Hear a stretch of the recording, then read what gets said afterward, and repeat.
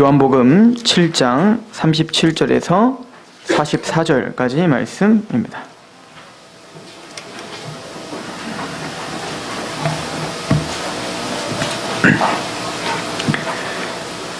명절 끝날 곧 큰 날에 예수께서 서서 외쳐 이르시되 누구든지 목마르거든 내게로 와서 마시라. 나를 믿는 자는 성경의 이름과 같이 그 배에서 생수의 강이 흘러나오리라 하시니 이는 그를 믿는 자들이 받을 성령을 가리켜 말씀하신 것이라. 예수께서 아직 영광을 받지 아니하셨으므로 성령이 아직 그들에게 계시지 아니하시더라. 이 말씀을 들은 무리들 중에서 어떤 사람은 이 사람이 참으로 그 선지자라 하며 어떤 사람은 그리스도라 하며 어떤 이들은 그리스도가 어찌 갈릴리에서 나오겠느냐. 성경에 이르기를 그리스도는 다윗의 씨 또 다윗이 살던 마을 베들레헴에서 나오리라 하지 아니하였느냐 하며 예수로 말미암아 무리 중에서 쟁론이 되니 그 중에는 그를 잡고자 하는 자들도 있으나 손을 대는 자가 없었더라. 아멘. 우리 잠시 기도하겠습니다. 오늘 이 귀한 말씀의 시간을 통해 하나님만 영화롭게 되게 하옵소서. 우리가 미처 하지 못했던 하나님에 대한 감사와 그 감격과 그 은혜가 표현되는 예배가 되게 하옵소서. 이 귀한 시간 전하는 입술을 겸손케 하시며 듣는 하나님의 백성들의 마음과 생각을 열어주옵소서. 예수 그리스도의 이름으로 감사하며 기도합니다. 아멘. 오늘은 추수감사 주일로 드리고 있습니다. 여러분들이 잘 아시는 것처럼 추수감사 주일은 사실 영국에서 신앙의 어떤 자유와 또 온전한 복음을 사수하기 위해서 영국의 국교의 어떤 절대적인 개혁, 그러니까 교리적인 개혁과 또 그 모든 제도적인 개혁을 하려고 하다가 핍박을 받았던 청교도들이 네덜란드로 이민을 갔다가 그 네덜란드에서 사실은 너무나 핍절한 삶을 살게 됩니다. 또한 그 자녀들이 그 네덜란드에서 타락을 하게 돼요. 그 네덜란드에 있는 그 문화에 휩쓸려서. 그래서 이들이 결정했던 것이 이제 신대륙으로 가자라고 해서 우리가 잘 아는 대로 청교도들이 신대륙으로 넘어가서 많은 사람들이 죽게 되죠. 또 가서 여러 질병과 먹을 것이 없어서 또 그렇게 죽게 됩니다. 그때 인디안들이 물론 처음에는 인디안들과 굉장히 갈등이 있었지만 인디안들이 그들의 어떤 핍절함을 보고 이제 옥수수 씨와 여러 가지 이제 곡물들을 씨를 줘서 그 재배법을 알려줘서 처음으로 이제 재배를 하고 나온 그 추수를 한 다음에 하나님께 너무나 감사하여 이제 예배를 드리고 감사를 드렸던 것이 이제 추수감사주일의 유래예요. 그래서 인디안들도 이때 초청을 했는데 인디안들이 올 때 자기들도 뭘 갖고 와야 되니까 새 대신 칠면조를 잡아 갖고 와서 미국인들은 추수감사주일만 되면 이제 칠면조를 먹는 그런 전통이 있는 거죠. 우리나라에 이제 미국 선교사님들이 우리나라에 오시면서 그분들이 당연히 자신들의 어떤 그 관습대로 한국 교회에서도 자연스럽게 이제 추수감사주일이라고 하는 이 감사주일을 절기를 맞게 되었습니다. 어찌 보면 이 추수감사주일은 그렇다고 해서 미국의 문화는 아닙니다. 이거는 유대인들에게 3대 절기가 있는데 그 3대 절기 중에 수장절이라고도 부르고 초막절이라고도 부르고 장막절이라고도 부르는 그 세 번째 절기, 마지막 절기가 있는데 그 절기와 어찌 보면 이 추수감사주일을 우리가 드리는 내용이 흡사해요. 그래서 우리는 사실 추수감사주일을 드릴 때 이 추수감사의 어떤 의미를 그 유대의 3대 절기를 가지고 우리가 이야기하는 것이 맞다. 그래서 오늘 추수감사 우리가 무엇을 감사해야 되는지 또 무엇을 소망해야 되는지를 이 귀한 시간 바로 알고 그렇게 하나님 앞에 감사하며 소망으로 위로를 받는 시간 되시길 축원합니다. 유대의 3대 절기는 우리가 이미 아시는 대로 6월절 그리고 7.7절 그리고 오늘 초막절 이 세 가지 절기가 있습니다. 6월절은 이스라엘 백성들이 출애굽을 할 때 10가지 재앙 중 마지막 재앙 장자의 죽음을 하나님께서 이스라엘 백성들의 장자를 살려주시고 생명을 주시는 은혜를 주셨죠. 그 장자라는 건 대단히 중요합니다. 왜냐면 그 당시 장자라고 하는 것은 가족을 대표하는 거예요. 머리와 같은 겁니다. 그러니까 장자가 죽었다는 건 그 민족 자체가 다 죽었다라고 하는 거와 동일한 선포인 거예요. 근데 하나님은 하나님의 백성들에게 양의 피, 너희를 대신하여 그 장자를 대신하여 양의 피를 문설주에 바르면 그 죽음의 신이 넘어간다. 이게 바로 유월이죠. 유월절이라고 하는 겁니다. 유대인들은 지금도 유월절만 되면 쓴나물과 무교밥만 먹어요. 그래서 유월절이 끝난 그 다음 날부터 무교절이 시작되는데, 즉 그것은 쓴나물을 먹고 또 무교병, 아무 맛대가리도 없는 그 빵을 먹으면서 그 어린아이들이 물어보겠죠. 엄마, 왜 우리는 이렇게 맛도 없고 쓴 거를 이렇게 먹습니까? 그리고 빵도 그냥 설탕도 안 들어간 이런 누룩도 안 들어간 이런 빵을 왜 먹습니까? 라고 물어볼 때 우리 조상들이 하나님의 은혜로 출애굽을 할 때 그렇게 급박하게 하나님의 은혜로 나오게 됐단다를 그 절기를 같이 지내면서 하나님의 구속의 은혜를 고백하게 하는 게 유월절인 거예요. 우리로 말한다면 바로 예수 그리스도의 대속, 구속을 기념하는 것과 같습니다. 예수님이 십자가에 죽으심으로 우리의 어린 양이 되심으로 우리의 유월절 양이 되심으로 우리가 은혜를 얻고 구속함을 받고 죄사함을 받은 그 은혜를 기념하는 거죠. 또한 두 번째 절기는 바로 칠칠절, 오순절, 맥추절이라고도 부르는 바로 두 번째 절기입니다. 이 칠칠절은 유월절로부터 77에 49, 그래서 49일 되는 그 다음날, 즉 오순절이라고 하는 거예요. 그래서 맥추절이라고도 합니다. 이 절기 때는 하나님의 은혜로 가나안으로 이제 출발을 합니다. 광야를 지나 가나안 약속의 땅에 딱 들어갑니다.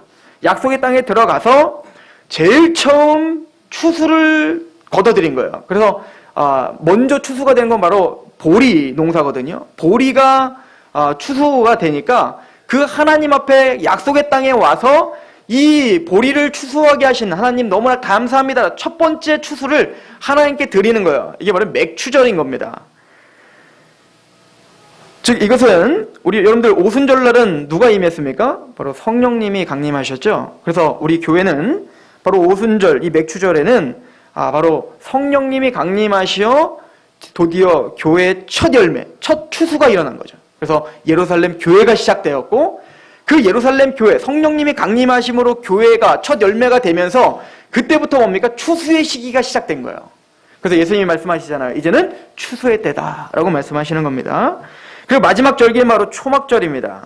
이거는 1년 동안 마지막, 이제는 지금까지 하나님의 그 열매를 다 추수하고 포도주도 추수하고 이제 수장절이라고도 불러요. 좀 뭐냐면 그 곡식과 포도를 이렇게 창고에 드리는 겁니다. 알곡과 쭉저기를 가르고 이제는 알곡들을 모아서 그때부터 뭡니까? 안식을 취해야죠. 이제부터 쉬면서 이 저장했던 1년 동안 열심히 일했던 것을 가지고 이제 먹으며 하나님께 감사하며 안식을 취하는 거예요.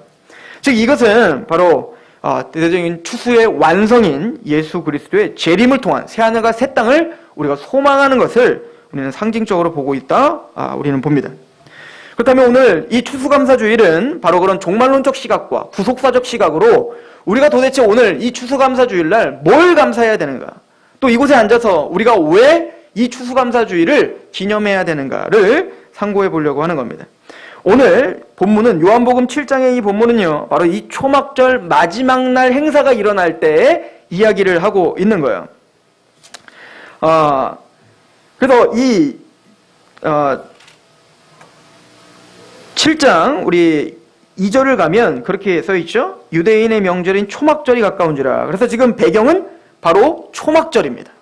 이 초막절 마지막 때에 예수님께서 기가 막힌 메시지를 선포하고 계십니다. 그런데 유대인들은 지금도 이 초막절이 되면 마지막 때가 되면 대대적인 축제를 벌여요. 일주일 동안 하거든요. 7일 동안 하는데 마지막 날에는 대대적인 축제를 벌입니다. 그리고는 그 마지막에 하는 건 뭐냐면 실로암이 있어요. 여러분들 많이 들어보죠? 실로암. 실로암 물에서 물을 길어서 제단에 물을 쏟아요. 쏟으면서 축제를 벌이는 겁니다. 자, 왜 실로암 물에서 물을 보다 제단에 쏟을까요? 즉 하나님이 우리 1년 동안 하나님이 이슬과 비를 통하여 그 물을 통하여 생명의 물줄기를 통하여 이런 열매를 맺게 하신 거에 대한 감사와 이제 또 하나님이 내년에도 하나님이 또 이런 번영과 이런 풍족한 열매를 그런 비와 이슬을 때에 맞게 이른 비와 늦은 비를 주셔서 하나님이 이런 풍성한 열매를 맺게 하실 거에 대한 기대와 소망을 갖고 붓는 행사를 하는 거란 말이에요. 그런 배경하에 주님이 오늘 말씀하시는 거예요. 내 배에서 생수의 강이 흘러 넘치리라. 이 얘기는 뭐냐면, 얘들아, 너희들에게 진짜 이 초막절에 기념해야 될 것은 그럼 너희들에게 육적인 번영과 이런 풍성한 열매를 준 그 물은 진짜 너희가 갈망해야 될 물은 바로 이런 육적인 물이 아니라, 육적인 번영이 아니라 진짜 너희가 감사해야 될 것은 바로 그 물을 나에게서 내 배에서 쏟아넘는 이 생수, 예수님께로부터 나오는 이 생명수가 진짜 너희가 갈망해야 되고 감사해야 되고 소망해야 되는 물이란다를 가르쳐주고 있는 거라고요. 어렵죠? 유대인들이 그러니까 못 알아먹은 거예요, 이거를. 열심히 하나님이 이런 추수를 너무나 좋습니다, 열매 맺게 해주셔서 감사합니다, 이렇게 해서 막 물을 쏟아붓고 있는데 예수님이 내 배에서 생수의 강이 넘치리라, 이게 진짜 생명수다, 그게 생명수가 아니다 라고 말을 하니까 이게 무슨 말이야 그러면서 떠나는 거예요. 구원받은 교회들이 오늘 추수감사주일로 드립니다. 그럼 저와 여러분들 구속을 받은 하나님의 백성들이 어떤 의미로 추수감사를 드리려고 하십니까? 우리가 하나님께 기뻐하는 것이 무엇입니까? 물론 1차적으로는 우리가 1년 동안 아무 사고 없이 하나님의 은혜로 지금까지 지켜주시고 그 은혜로 우리는 살고 있다는 것 자체가 하나님의 은혜입니다. 그러나 우리 구속받은 하나님의 백성들은 이 추수감사주일에 예수 그리스도의 배에서 흘러넘치는 그 생명수에 대한 감사가 있어야 되고요. 그 생명수에 대한 은혜를 고백하는 자들이 되어야 될 줄로 믿습니다. 오늘 재밌는 건 실로암에 대한 이야기, 실로암의 물을 퍼서 붓는 장면이라고 했죠. 그 실로암은 히스기야가 만든 거예요. 아수르 사네립이라고 하는 그 왕이 이제 유대를 점령하기 위해서 예루살렘을 포위했단 말입니다. 그런데 포위를 당하니까 오도 가도 못해요. 그러니까 물을 확보해야 되는데 기온샘이라고 하는 그 샘에서, 역대하에 나와 있는 얘기예요. 기온샘에 있는 그 물줄기에서 지하수를 판 거예요. 지하로 파서 그 물줄기를 쭉 내가지고 예루살렘까지 터널을 뚫어버린 겁니다. 그리고는 모든 다른 샘들을 다 막아버린 거예요. 다 원천 봉쇄해버린 거예요. 왜냐면 아수르들이 군대들이 왔을 때 가장 중요한 게 식수잖아요. 근데 식수를 그 물을 마음껏 퍼먹을 수 없게끔 모든 다른 샘들을 다 막아버리고 어디서만? 기온에서만 예루살렘으로 직통으로 들어올 수 있게 한 겁니다. 이것이 아주 기가 막힌 방법이었고 그것이 예수님 시대에도 그대로 이 실로암 연못이 있었던 거예요. 근데 그 실로암 연못에서 어떤 역사가 일어났죠? 눈이 떠지는 치유의 역사가 일어났죠. 대단히 중요한 의미가 있죠. 즉 이 실로암은 바로 치유를 해주고 생명을 주는 물이라는 거죠. 또 이 실로암 물은 어디서부터 흘러나오는 물이라고요? 기온샘이라고 해요. 기온이 어디죠? 여러분들 에덴 동산에서 4가지 강이 흐릅니다. 그때 유브라데도 있고 그 중에 히데겔도 있고 그 중에 하나는 기온이 있다고요. 즉 이것은 그 에덴에서 근원이 되고 있는 물이란 말입니다. 그 물을 통하여서 뭡니까? 직접 어디로? 다윗의 성. 그 역대하에 보면 다윗의 성으로, 그 기온에서 다윗의 성으로 직통으로 들어왔다라고 표현을 하고 있는데요. 즉 그 실로암 물은 바로 그 하나님의 산인 그곳에서 흘러나오는 그 샘물이 직통으로 예루살렘으로 들어오게 하는 물이 바로 이 실로암 물이었던 거예요. 재밌는 건 이사야서에 이런 이야기가 있어요. 이사야 8장 5절에 보면 여호와께서 다시 내게 말씀하여 이르시되 이 백성이 천천히 흐르는 실로암 물을 버리고 르신과 르말리아의 아들을 기뻐하느니라. 얘기는 이스라엘 백성들이 우상숭배를 합니다. 하나님을 멀리하고 우상숭배를, 이집트를 섬기고 아수르를 섬기고 바벨론을 섬기고 여러 나라들이 섬기는 우상들을 막 들여온단 말입니다. 우리로 말하면 세상 정신과 세속 풍속을 하나님의 신앙이 아닌 세상적인 번영만을 섬기고 있다는 거예요. 그것을 뭐라고 표현하면 실로아의 물을 버리고 르신과 르말리아의 물을 원했다. 즉 하나님께서 오는 그 물줄기, 하나님께서는 그 생명수를 버려버리고 하나님을 버리고 세상에 짝하며 산다는 그 경고를 하고 있는 겁니다. 또한 창세기 49장에 보면 10절에 주가 유다를 떠나지 아니하며 통치자의 지팡이가 그 발 사이에 떠나지 아니하기를 실로가 오시기까지 할 거야. 실로라고 하는 예언이 있어요. 이 실로는 바로 예수님에 대한 예언이거든요. 즉 예수님을 실로라고 표현해서 화평을 가져다 주는 자, 즉 이 실로와 그리고 이 실로가 다 동일한 어떤 의미들을 갖고 있단 말입니다. 즉 하나님의 생명수의 근원이라는 뜻인 거죠. 그런데 바로 그 실로암 물을 퍼서 물을 붓고 있을 때 그게 진짜 실로암 물이 아니야. 그게 진짜 화평을 주는 물이 아니라 내가 바로 내 배에서 생수의 강이 흘러넘치는데 그 강을 마셔야, 그 물을 마셔야 너희가 정말 생명을 얻을 수 있고 정말 열매, 하나님이 진짜 너희에게 주시고자 하는 그 열매를 맞을 수 있다니까를 가르쳐주는 거라고요. 그러므로 구원받은 하나님의 백성들은 우리가 일상 속에서 살아갈 때 여러분들이 하나님이 돈도 주셨고 육체의 건강도 주셨고 또 여러분들에게 하나님이 자녀의 축복도 주셨고 이 모든 일반적인 어떤 은총도 하나님의 은혜가 아니면 우리는 한순간도 숨을 쉴 수 없어요. 그러니까 우리는 일용할 양식을 구해야 되잖아요. 육체적인 것도 구해야 된단 말입니다. 그런데 그런 육체적인 하나님의 은혜를 주신 것을 가지고 거기에만 만족하는 게 아니라 그렇지, 이렇게 하나님의 생명의 근원이 되셔서 비와 이슬을 내리게 하셔서 나에게 이런 풍성하고 이런 풍성한 열매를 맺게 하신 것처럼 나에게 진짜 열매, 진짜 감사거리, 진짜 생명의 열매를 맺게 하시겠구나를 바라보라는 거예요. 어렵지만 구원받은 사람들은 그것을 바라봐야 됩니다.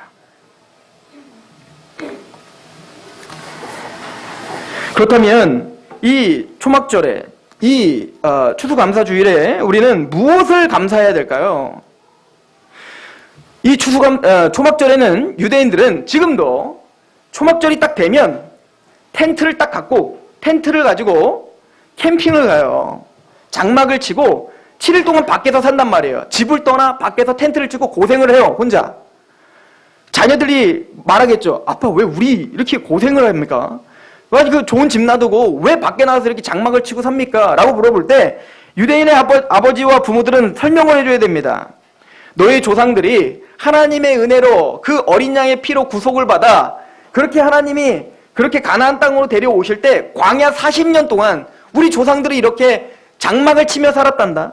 그때에는 먹을 것도 없었고 마실 물도 없어서 하나님만을 의지하지 않으면 한순간도 살 수 없는 그런 하나님의 은혜를 맛보았단다. 불기둥이 없으면 밤에는 추워서 다 죽을 수밖에 없었고 구름기둥이 없으면 낮에는 너무 햇빛이 뜨거워서 우린 다 타 죽을 수밖에 없는 그런 오지, 우리의 힘으로는 전혀 살 수 없는 그곳을 지나게 하심으로 하나님이 누구신지를 가르쳐 주셨고 그 하나님의 은혜가 얼마나 풍성한지를, 우리가 하나님을 한순간도 의지하지 않으면 우리가 얼마나 죽음 앞에 노출되어 있는지를 우리에게 알려줬단다. 근데 하나님의 은혜로 우리는 가나안 땅에 와서 이렇게 풍성한 열매를 맺으며 편안하게 살 수 있다는 거란다. 그러므로 교만하지 말고 너희들이 높아지지 말고 그 하나님 앞에 굽복하고 그 하나님께 겸손하라, 이것을 가르쳐야 됐던 거예요. 그리고 하나님이 나에게 주신 이 은혜가 얼마나 큰 건가를 고백하는 곳, 이게 바로 초막절날 있는 일인 것입니다. 그래서 에레미야나 호세아서는 이 선지자들은 그 가나안 땅에 와서 부자가 되고 부유하게 되고 왕이 생기고 왕국을 생기고 화려한 예루살렘 성전을 세우고 또 화려하게 왕궁을 짓고 여러 나라들의 지배를 하고 이런 화려한 왕궁을 세워놓으시고 그들이 자기들이 좀 먹고 살만하니까 이제는 하나님을 버린, 그 광야에서 함께 하셨던 그 하나님을 버린 거에 대해서 한탄을 하며 선지자들을 통하여 선포한 겁니다. 에레미야서 2장 2절에 보면 청년의 때 인애와 내 신혼의 때 사랑을 기억하노라. 곧 씨 뿌리지 못하는 땅 그 광야에서 나를 따랐습니다. 하나님이 보시기에는 너희들이 잘 먹고 잘 살 때가 아니라 차라리 그 광야에서 먹을 것도 없고 마실 것도 없어서 그 순간순간마다 하나님, 한순간 한순간 하나님을 의지하며 살았던 그때가 신혼이었다 거예요. 꼭 그거 같아요. 요즘에 막장 드라마들 보면 처음에 결혼해서 알콩달콩 잘 살다가 원룸에서 혼자 막 그렇게 살고 있다가 그래 행복하게 막 살고 있다가 이제는 회사가 잘 되고 부자가 돼요. 그때 갑자기 막 남자 바람 피고 그러면서 막 회상하는 거예요. 그때가 좋았지. 그 원룸 때 고생을 했지만 그때 못 먹고 못 살았지만 그 사랑을 같이 하며 그렇게 손잡고 그렇게 사랑했던 그때가 좋았지를 회상하는 것과 같은 거예요. 하나님은 광야의 길을 갈 동안 너희들이 힘들고 핍절했지만 그때가 더 행복했다. 그때가 더 신혼이었다. 라고 주님은 애통해하고 계시는 겁니다. 호세아도 마찬가지예요. 호세아서 13장 5절에 내가 광야 마른 땅에서 너를 알았거늘 그들이 먹여준 대로 배가 불렀고 배가 부르니 그들의 마음이 교만하여 이로 말미암아 나를 잊었느니라. 이게 우리예요. 우리는 하나님과 그 고생했던 그 고난길을 걸었던 그 매일매일 하나님 앞에 울부짖었던 그 고통을 우리는 잊어버리는 겁니다. 그리고 순간 교만해지고 하나님을 잊고 이 모든 부가 내가 만들어낸 것이냐 하나님을 대적하는 그 이스라엘을 향해 그 교회들을 향해 주님은 한탄한스러워 하고 있는 것입니다. 즉 이 수장절 초막절은 그 장막에 앉아 언제를 기억해야 된다고요? 광야 시절을 기억하는 거예요. 그럼 하나님이 광야를 걷게 하신 이유가 무엇입니까? 여러분들 고린도전서에 보면 이 교회, 우리가 교회를 다니는 이 인생이 광야교회라고 표현하고 있다고요. 그럼 우리는 무엇을 매일 기억하고 무엇을 우리는 깨달으며 하나님 앞에 감사해야 될까요? 여러분들 우리는 이 1년도 2014년도 한 해도 광야와 같은 곳을 걸은 거예요. 우리 인생은 광야예요. 예수님이 오시기 전까지 광야라니까요. 그럼 광야 속에서 하나님의 불기둥과 하나님의 구름기둥을 의지하며 살 수밖에 없게끔 하나님 우리를 만드셨어야 됐어요. 우리는 그래서 하나님께 나와 육체적인 것, 또 물질적인 그런 풍성함을 감사하지만 진짜 이 추수감사주일에 감사해야 될 내용은 낮아짐입니다. 우리를 겸손케 하신 하나님, 우리를 낮아지게 하신 하나님, 어제보다 오늘을, 작년보다 오늘을, 10년 전보다 오늘을 하나님 앞을 더 갈망하는 심령으로 만들어주신 하나님. 그것이 수장절에, 그것이 초막절에 유대인들이 고백해야 될 내용이었어요. 왜냐하면 하나님이 광야길을 걷게 하신 그 시돈 때와 같다, 그때가 그립다 하신 그 광야길을 걷게 하신 그 내용이 그거기 때문에 그렇습니다. 신명기 8장 2절에 3절이에요. 내 하나님 여호와께서 이 40년 동안에 내게 광야길을 걷게 하신 것을 기억하라. 이는 너를 낮추시며 너를 시험하사 내 마음이 어떠한지 그 명령을 지키는지 지키지 않는지 알려 하심이라. 너를 낮추시며 너를 줄이게 하시며 또 너로 알지 못하며 내 조상들도 알지 못하던 만나를 내게 먹이시는 것은 사람이 떡으로만 사는 것이 아니요 여호와 입에서 나오는 모든 말씀으로 사는 줄을 내가 알게 하려 함이라. 하나님은 우리 2014년 동안 우리 인생 전체를 통하여서 이거 깨닫게 하고 싶으신 거예요. 하나님은 우리가 잘 먹고 잘 살고 잘 되는 거 물론 원하시겠죠. 우리 아버지시니까. 그러나 하나님은 그걸 우리에게 목적으로 둔 적이 한 번도 없습니다. 하나님이 원하시는 것은 하나님과 함께 동행하며 하나님 내 지혜가 나를 먹여 살리는 게 아니었군요. 내 육체의 건강함이 나를 먹여 살렸던 게 아니었군요. 하나님의 말씀이 나를 살게 한 거였군요. 하나님의 은혜가 나를 살게 해주는 거였군요. 라고 낮아지고 낮아지는 그 심령의 고백. 하나님 그 감사의 고백을 받기를 원하시는 것입니다. 신명기 8장 13절도 보십시오. 또 내 소와 양이 번성하며 내 은금이 증식되며 내 소유가 다 풍성하게 될 때에 내 마음이 교만하여 내 하나님 여호와를 잊어버릴까 염려하노라. 여호와는 너를 애굽 땅에 종되었던 집에서 이끌어내시고 너를 인도하여 그 광대하고 위험한 광야 곧 불뱀과 정갈이 있고 물이 없는 건조한 땅을 지나게 하셨으며 또 너를 위하여 단단한 반석에서 물을 내셨으며 내 조상들도 알지 못하던 만나를 광야에서 내게 먹이셨나니 이는 다 너를 낮추시며 너를 시험하사 마침내 내게 복을 주려 하심이라. 낮아진 심령. 저는 우리 귀한 상록 성도들의 이 추수감사 주일은 나를 부셔버리신 하나님, 나를 꺾으신 하나님, 내 고집을 꺾으시고 하나님을 바라보게 하신 하나님, 나의 교만을 꺾으시고 낮추신 하나님, 그 감사와 감격이 여러분들의 찬양을 통해 하나님께 올려지길 축원합니다.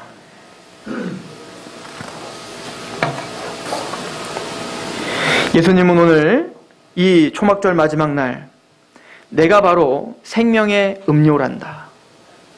나로 말미암아 말씀으로 삽니다 라고 고백한 것처럼 말씀 되시는 예수님이 우리의 생명의 음료가 되시고 예수님이 십자가에 죽으시고 그 십자가의 죽으심으로 말미암아 우리에게 쏟아 부어지는 성령의 물줄기가 우리를 거듭나게 하며 우리에게 성령의 9가지 열매가 드러나게 하며 우리를 더욱더 겸허하고 하나님을 의지하는 자리로 데리고 간다는 걸 믿으시길 축원합니다.